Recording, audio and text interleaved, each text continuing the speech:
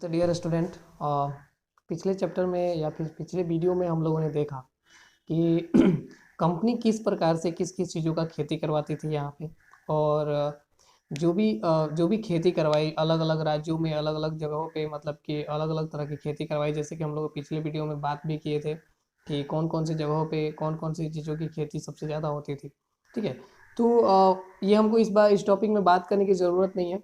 ठीक है। तो आगे हम लोग बात करेंगे। सबसे पहले देख लेते हैं कि कंपनी जो है वो एक साथ यहाँ पे अपना प्रॉफिट बढ़ाने के लिए, अपना मतलब और भी ज़्यादा वर्चस्व बढ़ाने के लिए, अपना प्रॉफिट व्यापार में वो करने के लिए, काम करने के लिए क्या की कि यहाँ पे इंडिया में इंडिगो की और अफीम की खेती करवाई। ठीक है। एक साथ इंडिगो और अफीम की खेती होती थी, जिसका डिमांड यूरोप में बहुत ज़्यादा था। हम लोगों ने पढ़ा था कि जिसका मतलब बहुत ज़्यादा डिमांड था यूरोप में।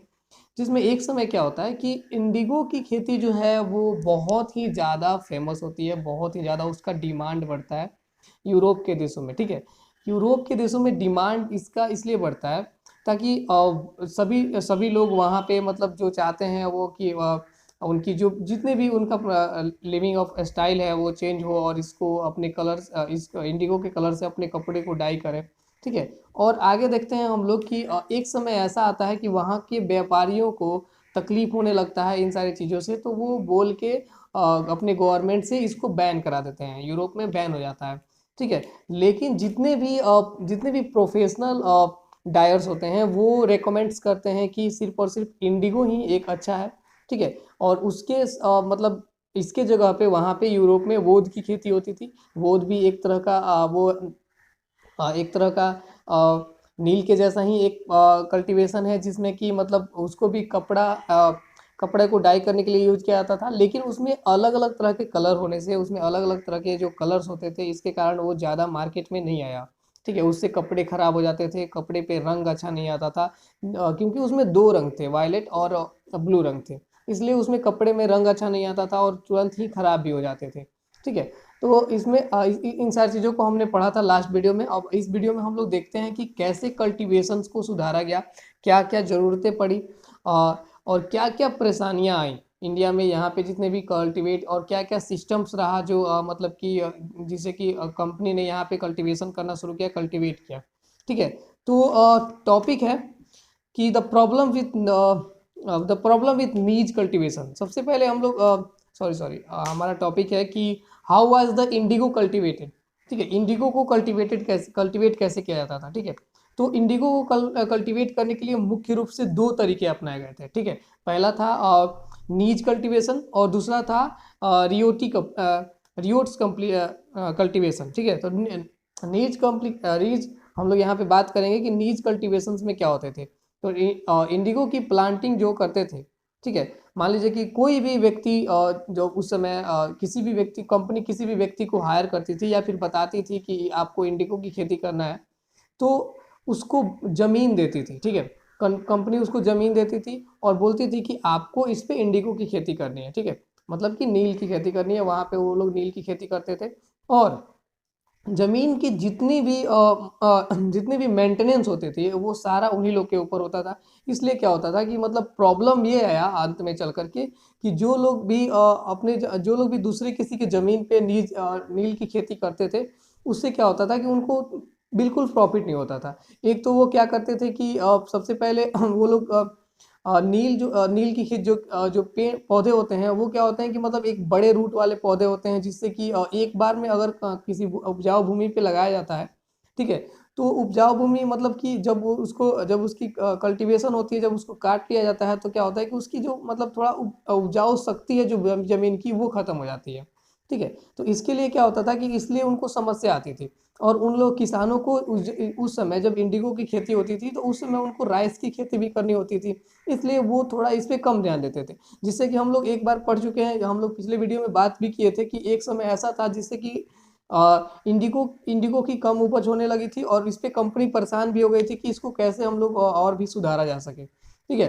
तो ये प्रॉब्लम्स थे कि मतलब क्या क्या कैसे कैसे खेती किया जाता था। और अगला प्रॉब्लम ये आया कि अ, मान लीजिए कि अगर 2 एकड़ जमीन में अगर इंडिगो की खेती करनी होती थी, तो कम से कम उसमें चार बैल लगते थे।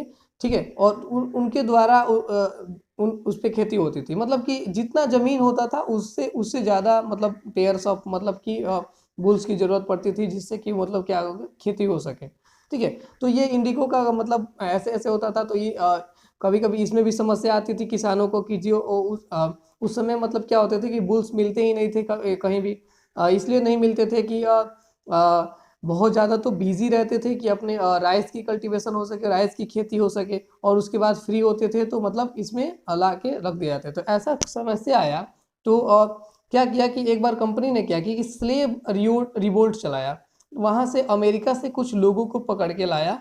ठीक है, अमेरिका से जो भी लोग मतलब वहाँ पे काम करना चाहते थे उसको पकड़ के लाया, और यहाँ पे पूरी तरह से उसको स्लेव बना करके, गुलाम बना करके रखा, जिसका कोई अधिकार नहीं था, जिसका कोई स्वतंत्र रूप से उस वो कुछ नहीं कह सकता था। उसको पैसा देना होता था तो कंपनी देती थी, नहीं देना होता था तो नहीं देती थी।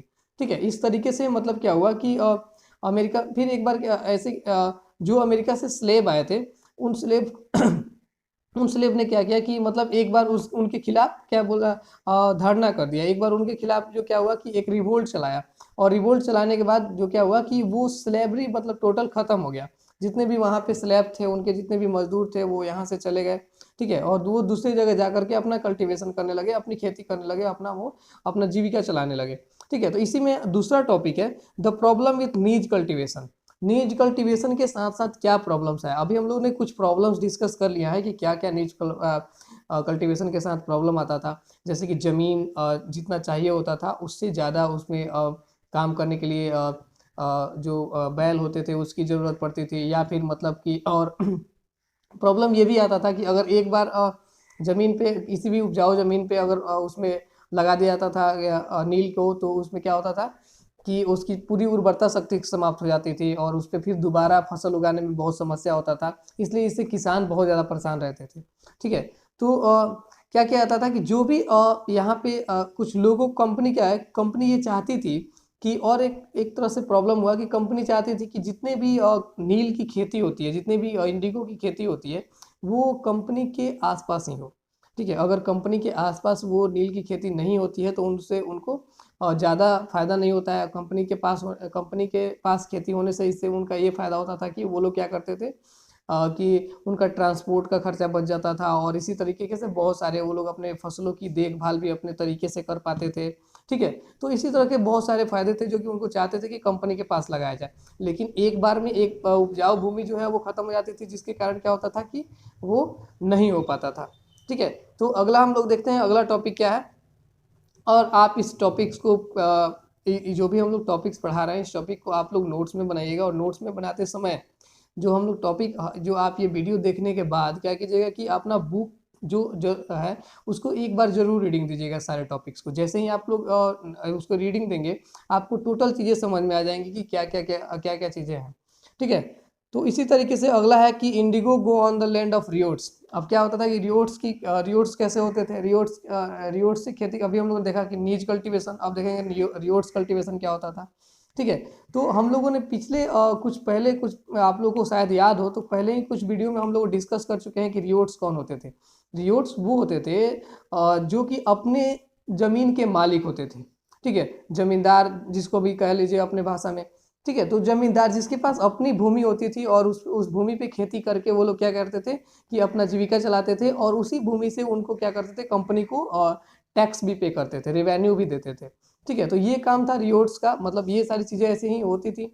रियोट्स कभी कभी क्या होता था, कंपनी जो है वो फोर्स करती थी जितने भी वहाँ पे जमींदार होते थे, उन सारे जमींदारों को कंपनी फोर्स करती थी कि आप अपने मतलब रियोट्स के बिहेव पे ही क्या कीजिए कि उन सारे लोगों की ज़मीन पे हस्ताक्षर कर दीजिए, एग्रीमेंट बनवा दीजिए कि हम लोग कि वो लोग यहाँ पे ही इंडिगो की खेती करेंगे। और इसमें बताया गया कि इंडिगो रियोट्स कंपनी जो है वो अब रियोट्स को भी बता दी कि क्या करना है, कि आपको भी इसी तरह की खेती करनी है, और इसी खेती के अनुसार मतलब आपको भी कुछ टैक्स पे करने हैं और इंडिगो उगाने हैं। उसके बाद आपको अपना कल्टीवेशन जो करना है उसको कर सकते हैं।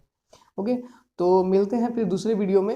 होप कि समझ में आया हो, नहीं समझ में आया होगा तो आप लोग पूछ सकते हैं, जैसा कि आप लोग हमेशा नोट्स बनाते हैं उसमें नोट्स बना लीजिएगा और उसके बाद पूछ लीजिएगा। ठीक। ठीक है। और एक और है कि आप लोग ज़रूर अपना कमेंट सेक्शन में नाम लिखिएगा, जिससे कि आपको हमको पता चल सके कि कौन कौन से लोग जो हैं वो इस वीडियो को देख रहे हैं।